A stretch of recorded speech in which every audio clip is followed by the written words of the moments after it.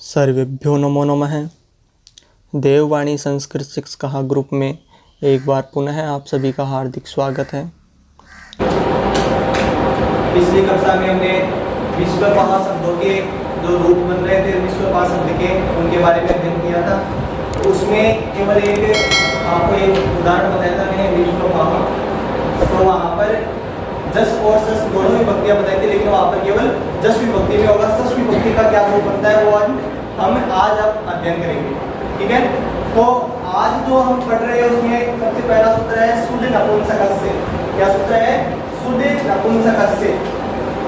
सूत्र का अर्थ यह है कि जो सर्वनाम स्थान विभक्तियां आपको बताई थी, शुरू की जो 5 विभक्तियां बताई थी आपको, सर्वनाम स्थान विभक्तियां होती है। कौन कौन सी बताई थी? सु, औ, जस, अम और औट। ये बताई थी सर्वनाम स्थान विभक्तियां होती है, सर्वनाम स्थान संज्ञा की विभक्तियां होती है। तो ये सूत्र कहता है कि ये जो 5 विभक्तियां होती है, स्वाति विभक्तियां होती है, शुरू की 5 जो सर्वनाम स्थान विभक्तियां होती है, ये सर्वनाम स्थान विभक्ति होगी, लेकिन कब होगी? पुल्लिंग और स्त्रीलिंग में होगी। अगर ये विभक्तियां नपुंसक लिंग में हो, कोई शब्द हम पढ़ रहे हैं और वो नपुंसक लिंग में हो, तब ये विभक्ति आती है, तो वहां पर सर्वनाम स्थान संज्ञा नहीं होती है। ये इस सूत्र का मतलब है। इस नपुंसक लिंग में इन विभक्तियों के जो सर्वनाम स्थान संज्ञा करते हैं वो सर्वनाम संज्ञा स्थान संज्ञा नहीं होती है। इसके बाद में सूत्र आता है यचिभम। क्या है? यचिभम। ये भी ये कहता है, सूत्र कहता है कि ये या तो यादी हो या फिर अच हो। क्या हो? अच। या तो यादी या फिर अच हो, तो वहां पर उसका जो स्वर होता है अंतिम, उसकी क्या होती है? है संज्ञा होती है। ठीक है, या तो ये आदि या फिर आजादी। आजादी होगा, आजादी, वहां पर उनकी क्या होती है? है संज्ञा होती है। इसके बाद में सूत्र आता है अपने आतो धातो। तो सूत्र है आतो धातो। यह सूत्र कहता है कि आकारांत धातु हो। क्या हो? आकारांत धातु हो, और उसमें ये जो स्वादी विभक्तियां है, इनके अलावा कोई विभक्ति हो, इन 5 विभक्तियों के अलावा कोई अन्य विभक्तियां होती है, तो वहां पर जो भयसंज्ञक अंग होता है, भयसंज्ञक अंग का क्या हो जाता है? लोप हो जाता है। ठीक है, कि आकारांत धातु और इन विभक्तियों के अलावा कोई अन्य विभक्तियां होगी, तो उस भयसंज्ञक अंग का क्या हो जाता है? लोप हो जाता है। और भयसंज्ञक कौन सूत्र करता है? यचिभम। ठीक है, और इससे पहले आपको बता दिया कि ये जो विभक्तियां होती हैं वो सर्वनाम स्थान संज्ञा की विभक्तियां होती है, लेकिन अगर ये नपुंसक लिंग में होगी तो इनकी सर्वनाम स्थान संज्ञा नहीं होती है।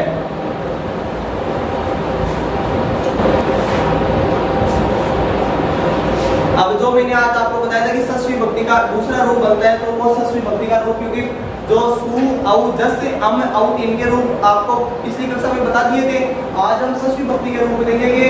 तो विश्वपाह शब्द होता है, उसका रूप बनता है सस विभक्ति में विश्वपाह। क्या रूप बनेगा? विश्वपाह। ठीक है, शब्द कौन सा है इसमें? विश्वपाह। इसकी प्रातिपदिक संज्ञा कर देंगे। प्रातिपदिक संज्ञा करने के बाद में विश्वपाह का बनेगा द्वितीय के बहुवचन में। तो द्वितीय के बहुवचन में कौन सी विभक्ति आएगी? सस विभक्ति। तो रूप बन जाएगा विश्वपाह प्लस सस, और सस का संज्ञा कर देंगे, अनुबंध लोप करेंगे, तो बचेगा अपने पास अस। तो रूप रह जाएगा विश्वपाह प्लस अस। ठीक है, इसकी अनुबंध लोप हो गया, तो रूप बन जाएगा विश्वपाह प्लस अस।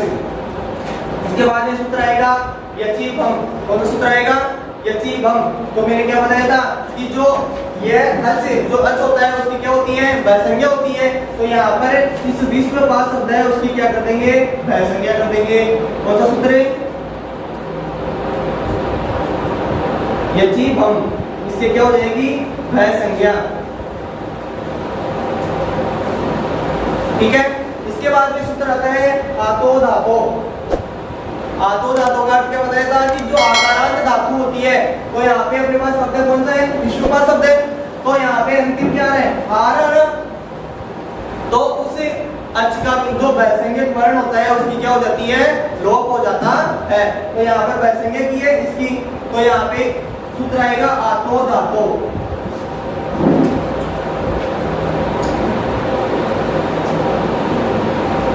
आतो धातो सूत्र क्या कर देगा, इस पा स्थित आ का क्या कर देगा, लोप कर देगा। तो पा स्थित या अपने पास एक बार आ रहा है तो यहाँ पे लिख देंगे आकार से लोपे कृते या आ लोपे कृते। तो पा स्थित आ का लोप हो गया तो रूप क्या रह जाएगा, विश्व में आ का लोप हो गया तो लंत हो जाएगा पै प्लस अस। ठीक है, विश्व में पै प्लस अस। अब इसको मिलाएंगे इनको तो देखो विश्व पै के बाद में हलंत वर्ण के बाद में स्वर आ रहा है तो ये स्वर इसकी मात्रा बन जाएगा तो ए की मात्रा क्या हो जाएगा, पै हो जाएगा। तो विश्व पै और आगे क्या ऐसा है विश्व बस। इसके बाद में अंतिम सकार है तो क्या हो जाएगा, सस्य रूपे विसर्गे। तो स का तो पहले रूप होगा, ठीक है, और कर्मसा संसु स्वरूप से तो ये हो जाएगा रूप, और इसके बाद में कर्मसानी और विसर्जनीय सूत्र से क्या हो जाएगा, इसमें का विसर्ग हो जाएगा। तो रूप हो जाएगा विश्व पह, ये रूप बन जाएगा इस प्रकार। ये विश्व पह रूप बनेगा द्वितीया के बहुवचन में। ठीक है, विश्व पह रूप बनाएंगे तो विश्व पा शब्द रहेगा, प्रातिपदिक संज्ञा करने के बाद में द्वितीया के बहुवचन में विभक्ति आएगी षष्ठ विभक्ति। यतिमम से इसकी वै संज्ञा कर देंगे और आतो धातो सूत्र से क्या हो जाएगा, पा स्थित आका क्या हो जाएगा, लोप हो जाएगा। तो ये रूप बन जाएगा, इनको मिलाएंगे तो विश्व बस बन जाएगा और सस्य रूपे विसर्गे। ठीक है, कृपया वीडियो को पूरा देखने के बाद लाइक के बटन पर जरूर क्लिक करें, जो आपके बाएं दिशा में लाइक का बटन है उस पर जरूर क्लिक करें। इसके अलावा चैनल को जो अपना ये लोगो है इसके सामने लिख रखा है आपको देववाणी संस्कृत शिक्षा, तो इसको सब्सक्राइब जरूर करें ताकि अन्य वीडियो भी आपको उसका नोटिफिकेशन आपके पास पहुंच जाए, ताकि जो अन्य वीडियो भी क्लास वीडियो आपके पास डाले जाते हैं वो आपको समय पर मिल जाए, उसकी आपको सूचना मिल जाए। तो इस प्रकार से ये विश्व पह रूप बनेगा।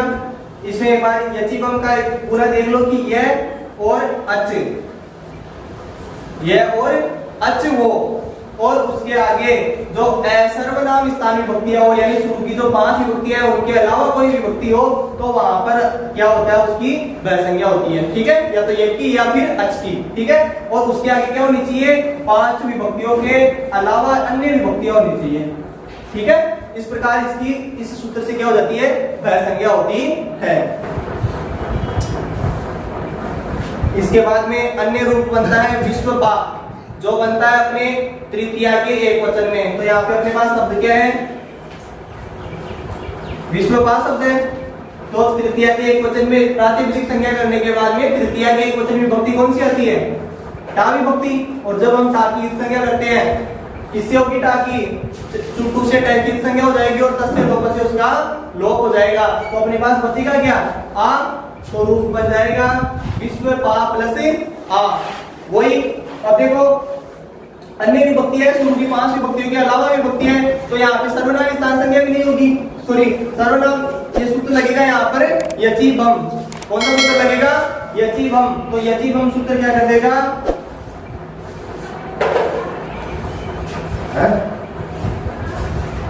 अब यहाँ पर 5 विभक्तियों के अलावा अन्य विभक्ति है, क्योंकि टा विभक्ति तो शुरू की 5, प्रथमा की 3 विभक्तियां, द्वितीय की 3 विभक्तियां और तृतीया का एक वचन में आती है, तो 7वें नंबर की विभक्ति होगी। तो यहाँ पर यचिबम सूत्र क्या कर देगा, क्योंकि ना ये 5 विभक्तियों के अलावा विभक्ति है, तो यचिबम क्या कर देगा, इसकी वै संज्ञा कर देता है। ठीक है, इसके बाद में वही सूत्र वापस लगेगा आतो धातो।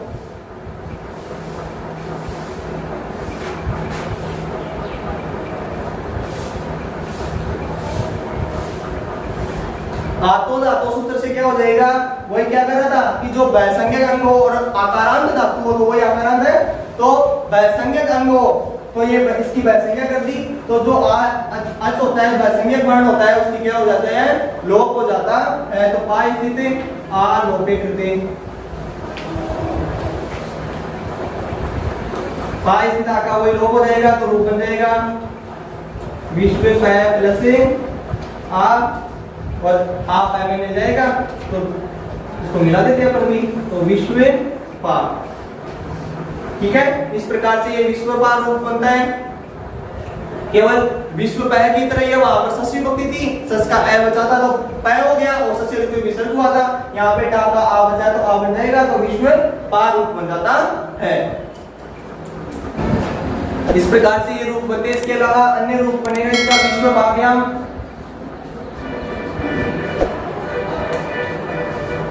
ठीक है, वही विश्व पा और व्याम विभक्ति है तो विश्व भाव्याम बन जाएगा। ठीक है, और ये जो आतो जातो वो अलवंत्य से सूत्र याद आया होगा आपको, तो अलवंत्य से सूत्र की सहायता से ये आतो जातो सूत्र काम करता है। वो भी वैसंज्ञक वर्ण का क्या कर देता है, लोप करता है। ठीक है, अल का अंतिम अल का क्या करता है, वो लोप करता है। तो यहाँ पर भी अंतिम अल का ही लोप कर रहा है। ये अल का मतलब ऐसे लेके ल तक जितने भी वर्ण होते हैं उनको क्या बोलते हैं, अल बोलते हैं। तो ये भी क्या कर रहा है, अंतिम अच का या अल का लोप कर रहे हैं। तो आतो धातु के साथ में इति सूत्र सहकारेण अलो अंत्य से, यानी ये दोनों सूत्र काम करते हैं, सेम काम करते हैं। लेकिन यहाँ पर आतो धातु सूत्र क्या करता है, आकारांत धातु के वैसंज्ञक अंग का लोप करता है और अलो अंत्य से भी अंतिम अल का लोप करता है। तो इस प्रकार से ये रूप बनते हैं। ठीक है, फिर भी कोई आपको समस्या आ रही हो तो कमेंट बॉक्स में अपने सवाल या सुझाव जरूर दें, ताकि अन्य अगले वीडियो में आपकी समस्याओं का समाधान किया जा सके। उम्मीद करता हूँ आपको आज की कक्षा समझ में आई होगी। फिर भी कोई समस्या है तो कमेंट बॉक्स में अपने सुझाव जरूर दें, ताकि आपकी समस्याओं का समाधान हो सके। और वीडियो को अपने विद्यार्थियों सहपाठियों के साथ अधिक से अधिक शेयर करें, ताकि अन्य बच्चों को भी लॉकडाउन में घर बैठे अपनी पढ़ाई जारी रखने में फायदा मिल सके। धन्यवाद। जय तु संस्कृतम, जय तु भारतम।